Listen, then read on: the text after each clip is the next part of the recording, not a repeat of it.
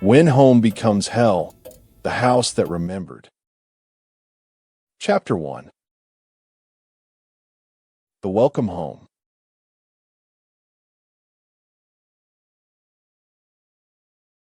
I stepped onto the familiar porch of 145 Cedar Street, my boots scuffling against the worn wooden planks under the weight of 1,000 memories.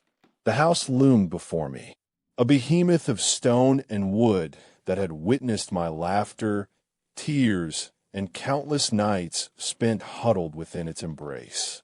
20 years had passed since I'd set foot in this place, but remained unchanged. Yet there was an unsettling silence hanging over it, as if the very air itself held its breath, waiting to see what brought me back.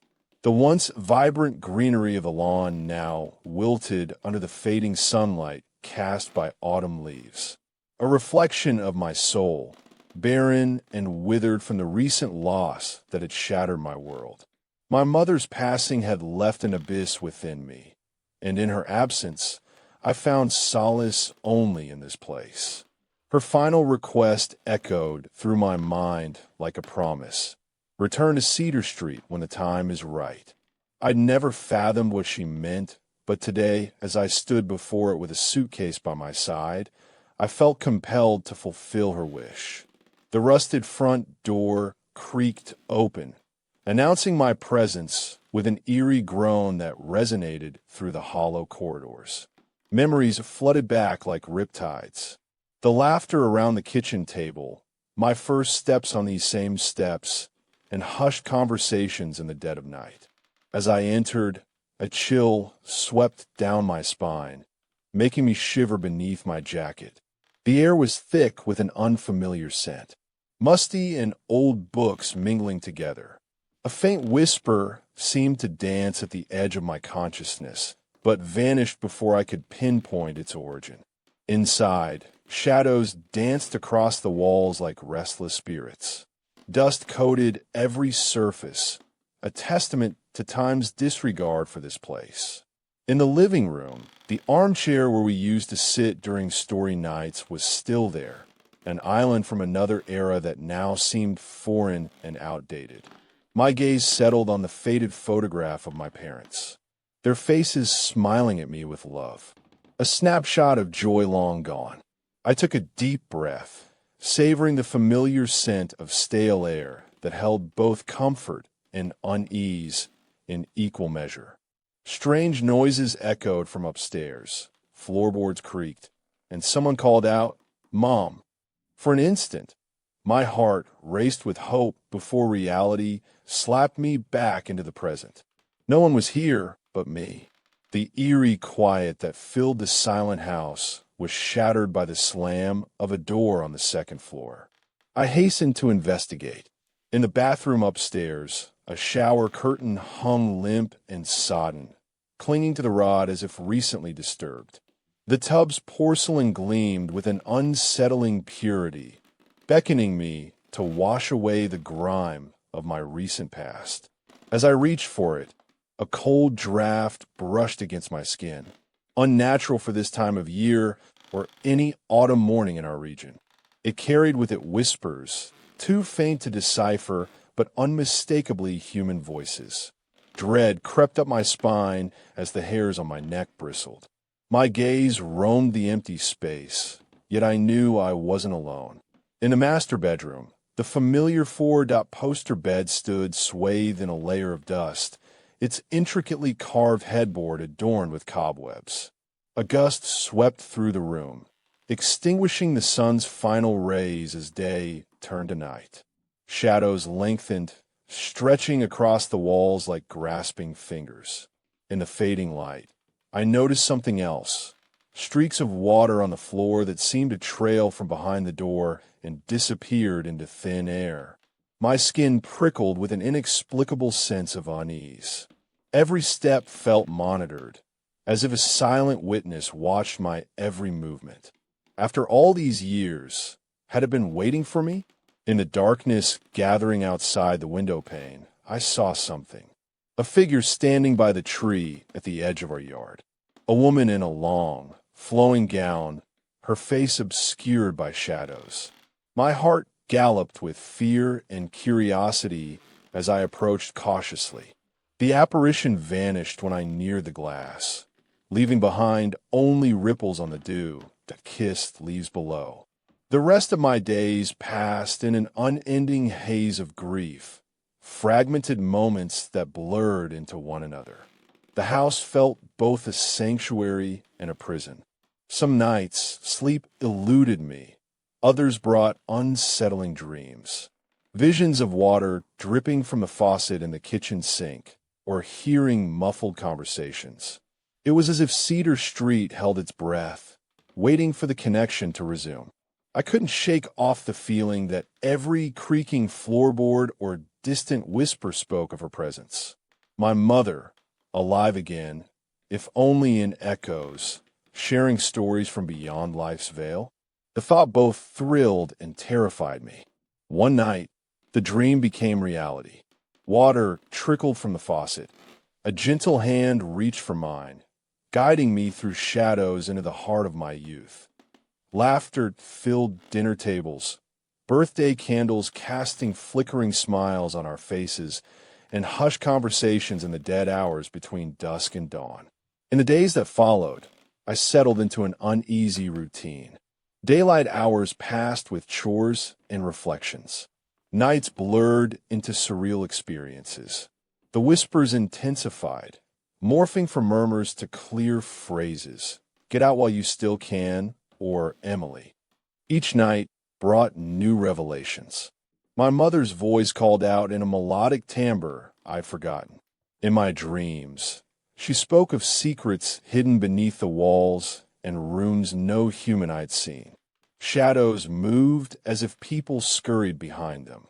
Curtains billowed with an invisible breeze. One evening, they parted to reveal a young girl, perhaps around 10 years old. Her eyes the same shade of blue as mine, staring back at me from the window. Her presence was fleeting before she vanished into the darkness that swallowed the house once more. As I stood frozen, hands trembling over my mouth, I knew then. This place remembered us all.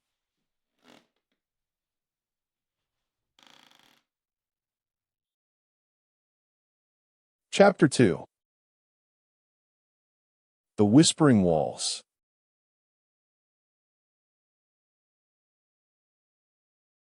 Dreams now consumed my nights, their vividness blurring lines between reality and nightmares.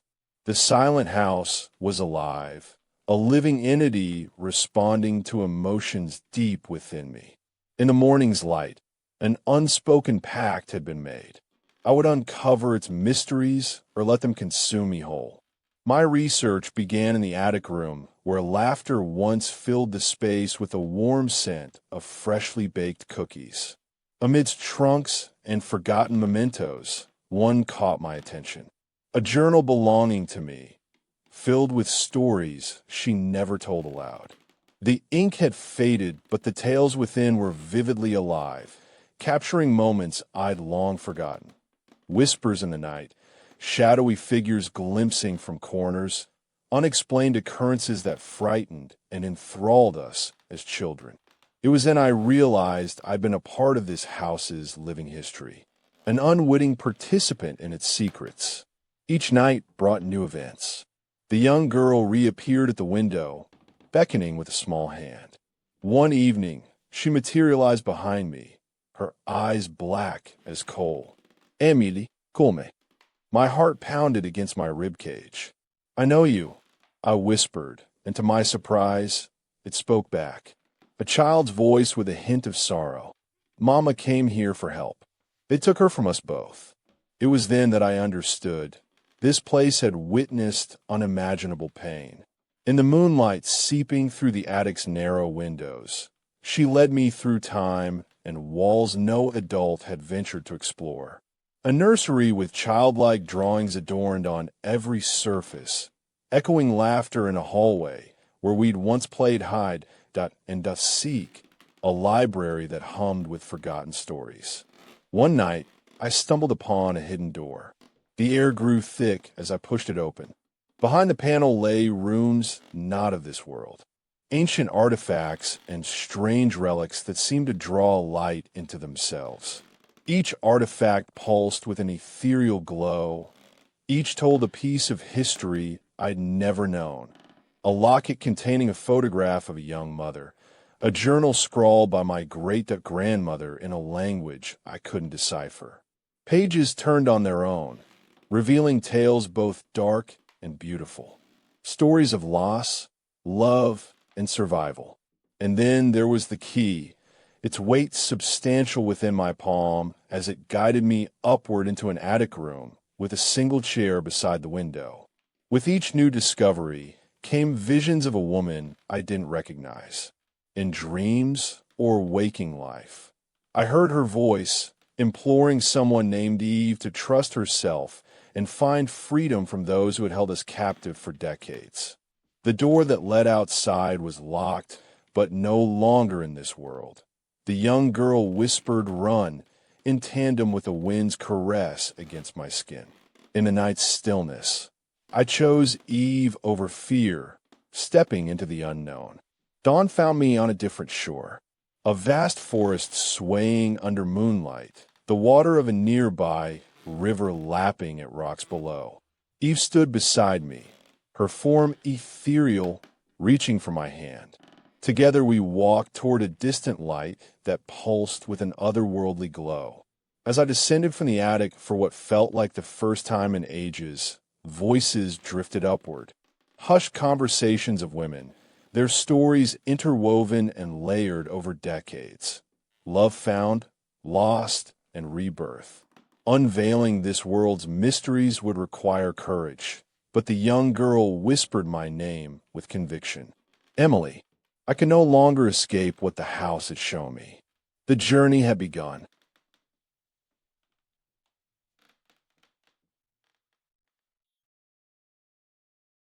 Chapter 3. The Final Goodbye.